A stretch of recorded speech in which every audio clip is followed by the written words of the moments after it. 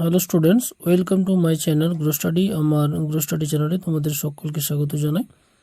আজকের এই ভিডিওটিতে সেমিস্টার 3 এই পরীক্ষার জন্য তোমাদের নিউট্রিশন বিষয় থেকে কয়েকটি গুরুত্বপূর্ণ এমসিকিউ নিয়ে আলোচনা করব। তো সেমিস্টার 3তে তোমাদের টোটাল 35 নম্বরের এমসিকিউ পরীক্ষা হয়।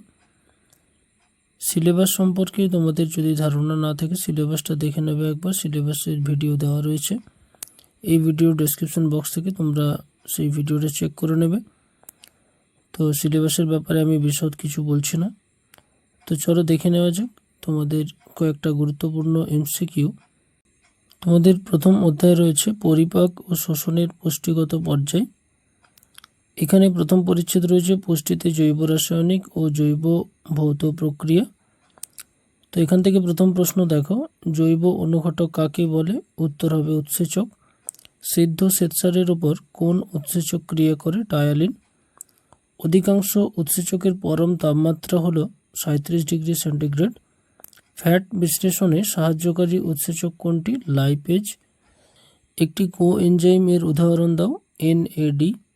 এনজাইমের প্রোটিন অংশকে কি বলে? অ্যাপোএনজাইম। উৎসেচকের সঙ্গে যুক্ত অপ্রোটিন অংশকে কি বলে? কোফ্যাক্টর। টিপিপি এর পুরো নাম কি? Thymine pyrophosphate. উৎসেচকের প্রোটিন অংশের সঙ্গে দৃঢ়বদ্ধভাবে আবদ্ধ থাকা অপ্রোটিন অংশকে কি বলে? Prosthetic group. লালারসে উপস্থিত জীবাণুনাশক উৎসেচকের নাম লেখো। উত্তর হবে লাইসোজাইম। একটি রেগুলেটরি উৎসেচকের নাম লেখো। হেক্সোকাইনেজ। ডিমের সাদা অংশ পরিপাকের জন্য কোন প্রকার উৎসেচক প্রয়োজন? প্রোটিওলাইটিক। টায়ালিন কি প্রকার উৎসেচক? অ্যামাইলোলাইটিক। গ্লুকোজের সক্রিয় পরিবহনে সাহায্য করে Na+। উৎসেচকের মাইকেলিস মেন্টেন সমীকরণটি লেখো। তো তোমরা সমীকরণটা দেখতে পাচ্ছ, এটাই হচ্ছে উৎসেচকের মাইকেলিস মেন্টেন সমীকরণ। উৎসেচকের অনুঘটন ক্রিয়ায় বাধাদানকারী পদার্থটিকে কি বলে? ইনহিবিটর। ট্রিপসিনের প্রো এনজাইম কি? ট্রিপসিনোজেন। ইসি নাম্বারের পুরো নাম লেখো। Enzyme commission number. একটি মিশ্র উৎসেচকের নাম লেখো। ইরেফসিন।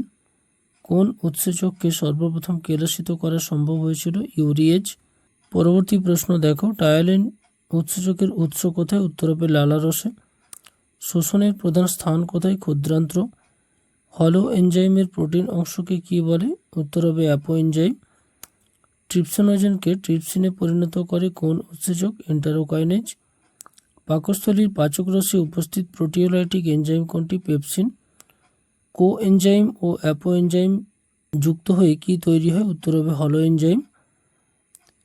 এফএমএন এর পুরো নাম লেখো। Flavin mononucleotide. টিপিপি এর পুরো নাম লেখো। Thymine pyrophosphate. কাঁচা ডিমের সাদা অংশে কোন অ্যান্টি এনজাইম পাওয়া যায়? উত্তর হবে অ্যাভেডিন। ডিমের সাদা অংশ পরিপাকের জন্য কি প্রকার উৎসেচক প্রয়োজন? উত্তর হবে প্রোটিওলাইটিক। তো আজকে এই কটা এমসিকিউ তোমাদেরকে দিলাম, প্রশ্নগুলি অবশ্যই গুরুত্বপূর্ণ।